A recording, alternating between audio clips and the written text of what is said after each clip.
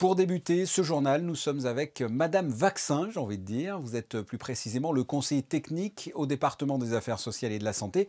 Christelle Malgherini, bonsoir. Bonsoir Fabien. Je viens de le dire dans les titres, nous sommes ensemble pour parler de la vaccination contre la Covid-19. Ça y est, on y est. Les premiers vaccins ont été délivrés. Il y a déjà eu quelques personnes vaccinées la semaine dernière et ça continue en ce moment même. Oui, tout à fait. L'objectif du gouvernement est de protéger la population. Et pour cela, nous souhaitons vacciner le plus largement possible et le plus vite possible. La vaccination des personnes âgées de 75 ans et plus a donc débuté dès le 31 décembre en Principauté de Monaco, en institution, puis au CHPG et depuis cet après-midi au Centre national de vaccination, spécifiquement créé à cet effet, à l'espace Léo Ferré à Fontvieille. Alors pour l'instant, là, ce sont les plus de 75 ans qui ont reçu un courrier. En ce qui concerne cette phase de vaccination, qui va en bénéficier ensuite ? Ensuite, nous souhaitons, dès le début de la semaine prochaine, vacciner les personnes de 65 à 74 ans et également les personnes présentant des risques. Ensuite, nous vaccinerons les professionnels de santé, puis les personnels de secours et de sécurité, pompiers, carabiniers, policiers. Et enfin, plus largement et progressivement, l'ensemble de la population. Vous avez un échéancier, une idée des dates un peu, quand est-ce que les personnes vont se faire vacciner, les plus de 75 en ce moment, après la semaine prochaine, vous l'avez dit, les plus de 65, et ensuite, à partir de quand tout le monde pourra être vacciné ? En fait, le calendrier est déterminé en fonction de la disponibilité des vaccins.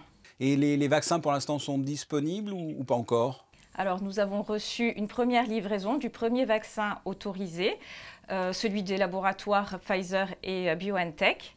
Nous poursuivons nos discussions parallèlement avec d'autres laboratoires et nous serons en mesure normalement de recevoir très rapidement de nouveaux vaccins, certainement ceux des laboratoires Moderna et AstraZeneca. D'un point de vue pratique, comment ça va se dérouler? C'est sur rendez-vous? C'est payant? Expliquez-nous un petit peu tout ça. La vaccination doit être volontaire, elle est libre et elle sera gratuite. Au niveau du circuit, si la personne est en institution, la vaccination se fera sur place. Si la personne réside en principauté, elle recevra, quand ça sera son tour, elle recevra un courrier avec une notice d'information sur les vaccins disponibles. Il lui suffira alors d'appeler le centre d'appel Covid-19 et puis un rendez-vous lui sera proposé, soit pour se faire vacciner au centre de vaccination Léo Ferré, soit si elle éprouve des difficultés à se déplacer, par une équipe mobile à son domicile.